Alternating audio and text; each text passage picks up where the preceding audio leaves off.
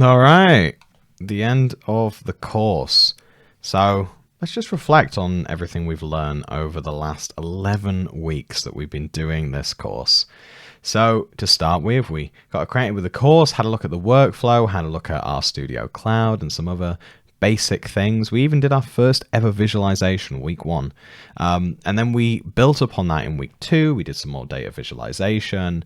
We then learned how to wrangle and tidy our data and recode it and import it.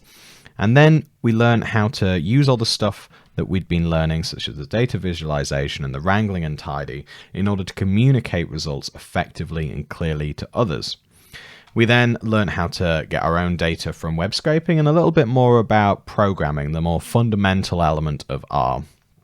We then also learned about data ethics, where not only can we now recode and wrangle and do all this other visualizations with our data, we need to think about how we actually do this ethically and responsibly and in a way that conveys the information clearly without manipulating it.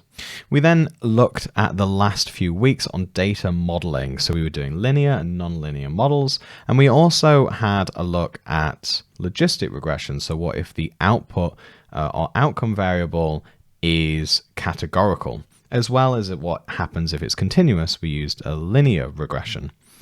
And in the final week, which is this week, we had a look at some stuff that goes beyond the scope of this course. This is, after all, an introduction to data science and not intended to cover all the different elements, because data science is such a broad discipline that there's no way that we could cover everything in one course. So hopefully you got a bit of a taster of some of the things to come. In fact, let's have a look at some of the other courses that we do in the School of Maths, and I'm sure if you're at a different school for your main degree that there'll be other courses relevant to you. But as this is a School of Maths course, let's have a look at some of the other courses that the School of Maths offers that could be tied into what we've been learning on this course. We very briefly talked about hypothesis testing and having a look at estimators and interval estimation and sampling distributions.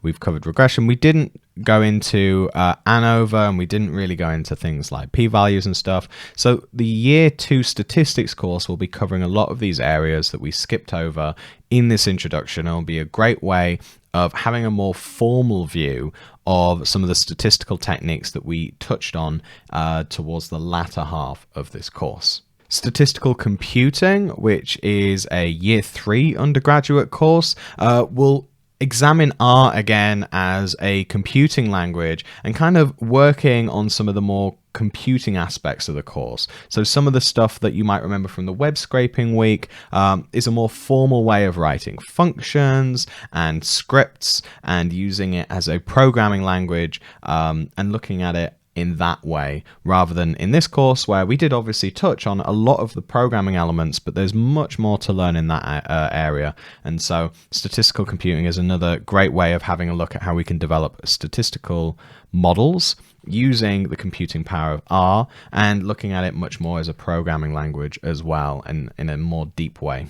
In year 4, there's also a statistical learning course, and this kind of jumps off at the end of what we've been learning, more about models, and so this talks about supervised and unsupervised. You'll notice regression here, which we've started to learn on this course, and really goes further than that by looking at other modeling techniques, both for classification and for regression as well, which we've learned a little bit of. We've learned linear regression for regression modeling and logistic regression for classification, but there's many more models and many more techniques available to us in statistical learning or machine learning, if you like, that you can learn in the future as well. And of course, this is not to discount all of the other courses that are probably available across the university from different schools.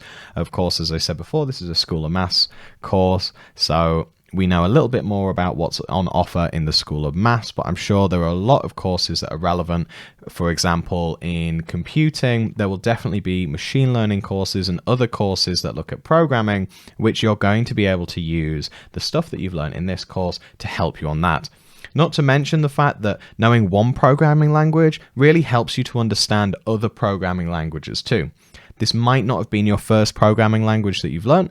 R might be the first programming language that you've learned. Some of the concepts that you've been learning in this course are going to be useful for learning any programming language. So will be useful for whenever you need to do any programming across any of your courses. And I just want to emphasize that R is a popular language. It might not be the most popular programming language, but it's certainly popular in academia and other areas such as healthcare. I know the NHS use a lot of R. They also do use Python as well.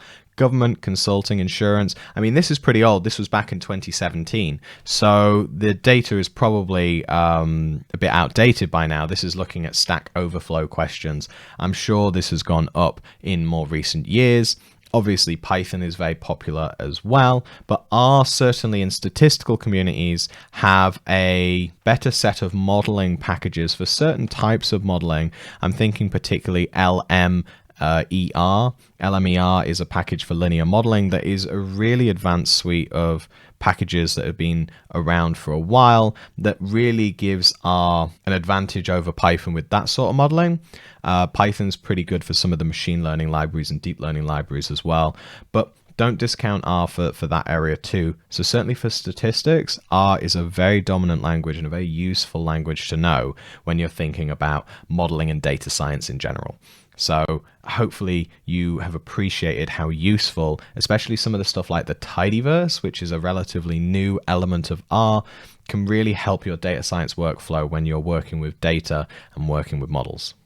So if you want to advance your knowledge even further, then I really do recommend reading all of the R for Data Science book. We've been taking aspects of this book for our reading, but there's certainly areas that we haven't necessarily touched on as part of this course, and you might find that you can go into some of those other areas and those chapters, and now you've got a foundation that you're going to be able to build upon with some of the extra parts of this book. Hopefully you find it is written in a way that's quite approachable, and that's why we do recommend this book.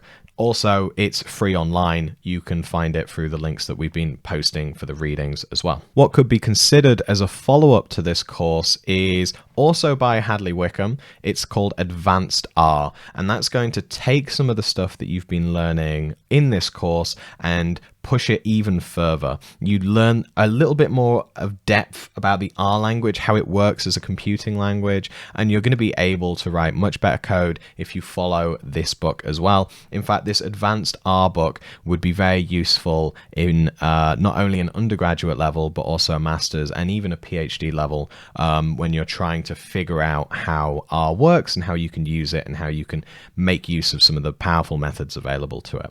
So I recommend having a look at this book if you want to really push your R knowledge a bit further. And finally, still quite a new addition, this tidy modeling is still quite a new package for R. Indeed, this textbook is still being updated relatively frequently. You can see the last update was in October. So I recommend having a look at this tidy modeling with R if you're particularly interested in how you can do more statistical learning and machine learning in R as well. This is another great book that goes further than what we've been able to teach on this course, especially in the last few weeks. So that would be another resource that I recommend you use if you're wanting to advance your knowledge from this course as well. There is, of course, Tidy Tuesday, which is what we've been using for a number of our applied examples. We've used it in our homework, we've used it in our labs, and a lot of the data sets that we have been using were from last year, but in the code-alongs, we've been using ones from this year as well. And this is a great chance for you to really flex your skills and to be able to try out things while a community of other data scientists are all working on the same thing as well. So I recommend keeping up with Tidy Tuesday if you want to kind of have a weekly challenge where you can keep that coding practice going, developing new skills, learning new methods from other people in the community. And yeah, if you want to really engage, then Tidy Tuesday is a great way of doing that. And it's very focused on R. So I recommend that too if you're interested. And of course, you should also follow Mina on GitHub. She has all sorts of great content. You can see that she's posting pretty much every single day something new or committing something new onto her GitHub. And obviously she designed this course and she still is designing materials and all sorts of educational data science materials that you can use. So I do also recommending following her work, because you'll be able to take what you've been learning on this course and again also advance it as she develops more materials and new things for you to learn from. I know I certainly do, and I really enjoy looking at some of the new materials that she's puts out on her GitHub.